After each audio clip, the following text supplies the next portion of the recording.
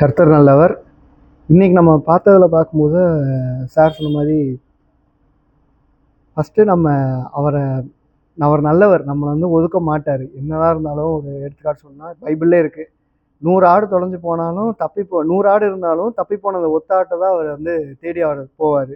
ஏன் அது ஒத்தாடுனோன்னு அவர் விடவும் மாட்டார்.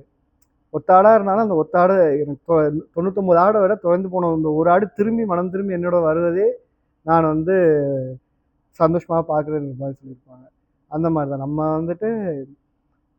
நான் பாவி, நான் திரும்ப வரமாட்டேன், ஐயோ கர்த்தர் நம்மளை ஏற்றுக்க மாட்டார் அப்படின்னு நம்ம இருக்கிற மாதிரி கர்த்தர் கிடையாது. மனம் திரும்பி அவர்கிட்ட வரணும் தான் அவரும் எதிர்பார்ப்பார். நம்மளும் மனம் திரும்பி வரணும்.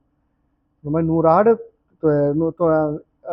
அப்பாவோட சொத்தில் பாதி வாங்கிட்டு பையன் போயிட்டு செலவழிச்சிட்டு ஊதாரியத்தனம் எல்லாம் பண்ணிட்டு திரும்ப அப்பா கிட்ட வந்தாலும் அப்பா சந்தோஷமாக ஏற்றுக்க தான் செய்வார்.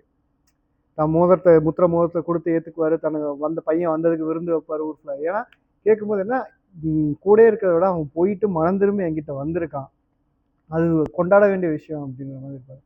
அதனால தான் இன்னொன்று அவர் சொல்ற மாதிரி நியாயப்பிரமாணத்தில் நீ பாவி பாவின்னு மோசை நியாயப்பிரமாணம் இருப்பாங்க. ஆனால் வசனத்தில் பார்த்தோன்னா அது அப்படி இருக்கு. நீ வா, நான் ஏற்றுக்கொள்வேன்னு கர்த்தர் அதை தான் சொல்லியிருப்பார். நீ மனம் திரும்பி என்கிட்ட வா, நான் உன்னை ஏற்றுக்கொள்வேன். நான் ஏற்றுக்கொள்ள மாட்டேன்னு இருக்கிறதுக்கு அவர் மனுஷர் கிடையாது. ஐ மீன் பூமியில் இருக்கிற மாதிரி மனுஷன் கிடையாது அவர். நீங்கள் இந்த மாதிரி பூமியில் இருக்க மனுஷங்களாம் நான் உன்னை ஏற்றுக்க மாட்டேன், நான் உன்னை விலக்கி வைப்பேன் அப்படின்னு சொல்கிறதுக்கு. ஆனால் அவர் மனுஷன் கிடையாது, அவருக்கு கர்த்தர் ஆண்டவர். அப்படிங்கும்போது நீ மனம் திரும்பி என்னோட வா, என்னை ஏற்றுக்கொண்டு மனம் திரும்பி என்னை நம்பி என்கிட்ட வா, நான் உன்னை ஏற்றுக்கொள்வேன் அப்படின்றத கர்த்தருக்கு பாதிப்பார். இன்னொன்னா நம்ம வசனத்தை இப்போ மெட்ராஸ் போகணும், போகணுன்னா கையில் மேப் இருக்குது, மேப்பை பார்த்துக்கிட்டே இருந்தால் மெட்ராஸ் போக முடியாது. அதே மாதிரி தான் வசனம் இருக்குது, வசனத்தை சும்மா வாசிக்கிட்டே இருந்தாலும் நம்மளால் கர்த்தரோட பிள்ளை ஆக முடியாது, நம்மளோட கர்த்தர்கிட்ட சேரவும் முடியாது, நம்ம ஆத்மா அவரோட சேரவும் முடியாது, அந்த ஆத்மா அவர் இருக்காது.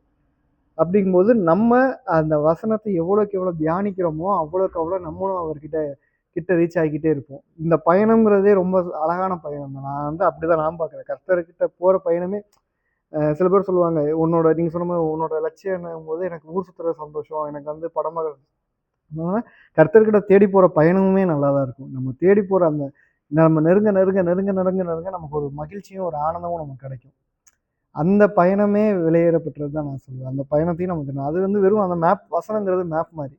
வெறும் மேப்பை பார்த்துக்கிட்டே இருந்தால் நம்மளால் நிச்சயமாக போக முடியாது. வசனத்தை தியானிச்சுட்டே இருக்கணும், அப்போ தான் நம்மளால் போக முடியும்.